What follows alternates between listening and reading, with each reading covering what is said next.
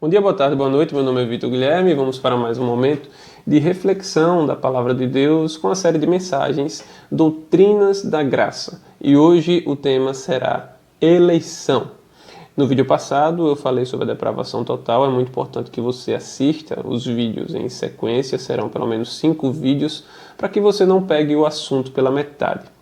Agora, qual a importância da gente falar sobre a eleição? A eleição e o entendimento correto dessa doutrina nos dá o entendimento correto sobre quem Deus é e sobre doutrinas que estão relacionadas, né?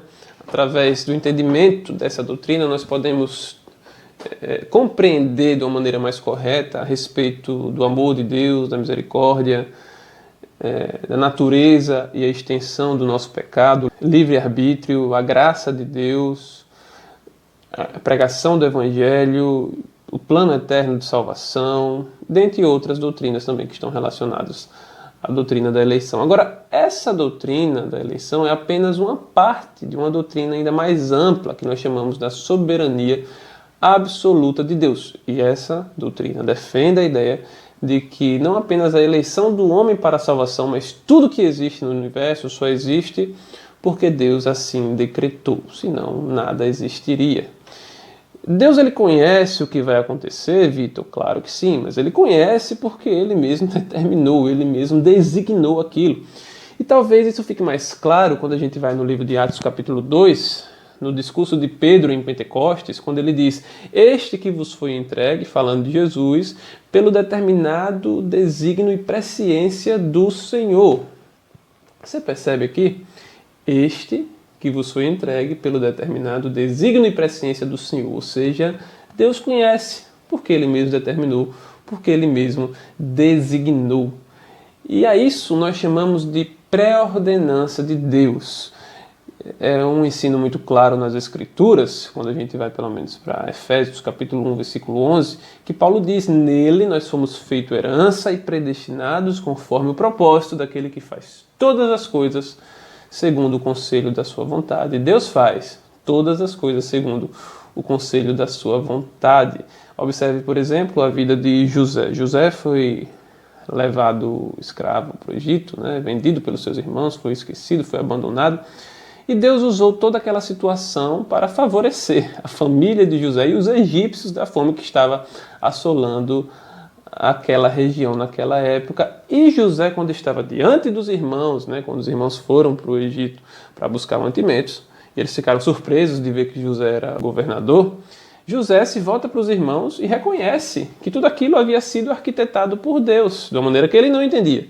Mas ele disse: "Não foste vós que me enviastes para cá, mas foi Deus quem me colocou como pai sobre Faraó e regente sobre toda a terra do Egito". Então não há nada que acontece independente do nosso Criador onipotente, não há nada que acontece por acaso. Deus está no controle de tudo, Deus chama as estrelas pelo nome, Deus conta cada passarinho, Deus sabe de qual os fios de cabelo da sua cabeça.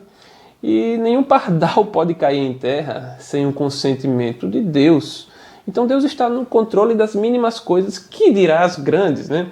No livro de Salmos, capítulo 115, está escrito: "Nosso Deus está nos céus e Ele faz tudo aquilo que lhe apraz". Graças a Deus por isso, né? Agora, não tenho como falar de pré-ordenação sem falar rapidamente sobre a predestinação. Eu prometo gravar um vídeo falando somente sobre isso, mas hoje eu quero dar pelo menos uma pincelada. A predestinação é no sentido de que Deus estabelece o destino eterno do homem para a salvação. E Paulo nos mostra como Deus nos predestinou em amor. No livro de Efésios, capítulo 1, versículos 4 ao 6, Paulo diz assim: "Assim como nos escolheu nele", e aqui perceba, abrindo parênteses, existe uma seleção aqui individual para estarmos em Cristo. É algo certo, não é uma possibilidade, é algo garantido.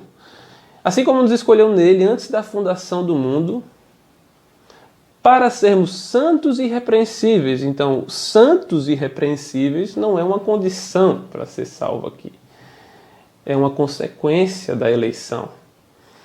E ele continua dizendo: "E nos predestinou em amor para a adoção de filhos por meio de Cristo Jesus, segundo o beneplácito da sua vontade", né? e o louvor da sua glória.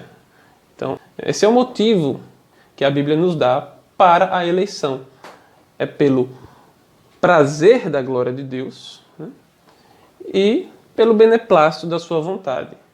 Existe um outro também, que está lá no livro de Romanos 8, 28 e 29, em que Paulo diz: aqueles a quem de antemão conheceu, também os predestinou para serem conforme a imagem e semelhança do seu Filho Jesus, a fim de que seja o primogênito dentre muitos. E aqueles a quem predestinou, também chamou, justificou, glorificou, e por aí vai. Agora, perceba que a presciência de Deus aqui, eu falei no início do vídeo que Deus ele conhece porque ele mesmo determinou, mas existe um outro aspecto importante. Aqueles a quem de antemão conheceu não significa apenas que Deus conhece o fato sobre a pessoa, mas que Deus conhece a pessoa, que Deus teve um relacionamento com a pessoa. Isso fica muito claro, é um ensino da palavra de Deus. Quando, por exemplo, no livro de Mateus, quando Jesus fala dos falsos profetas, ele diz: nos últimos dias muitos dirão, eu profetizei em teu nome, eu expulsei demônios. Jesus disse: eu vos nunca conheci.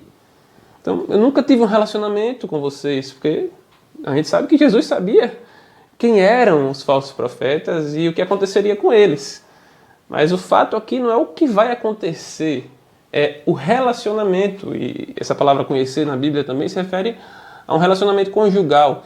Lá no livro de Gênesis diz que Adão conheceu a Eva e tiveram filhos, né? No Novo Testamento diz que Maria não conheceu a homem, no sentido de relacionamento conjugal. Então, a presciência de Deus não significa dizer que ele apenas conheceu um fato sobre a pessoa, mas que ele conheceu a pessoa. Então, o que Romanos 8, 28 e 29 está nos dizendo é que aqueles a quem de antemão Deus se relacionou, de antemão Deus amou, a esse Deus predestinou para ser conforme a imagem do seu Filho Jesus. E a estes Deus predestinou, Deus chamou, Deus justificou e glorificou. E aqui vem o pacote completo da salvação e essa segurança que nós temos em Cristo, de que Ele nos guarda, nos protege e nos sustenta desse mundo caído, porque Ele é o penhor da salvação e Ele nos sela com o seu Espírito. Essa é a segurança da salvação que nós temos em Cristo Jesus.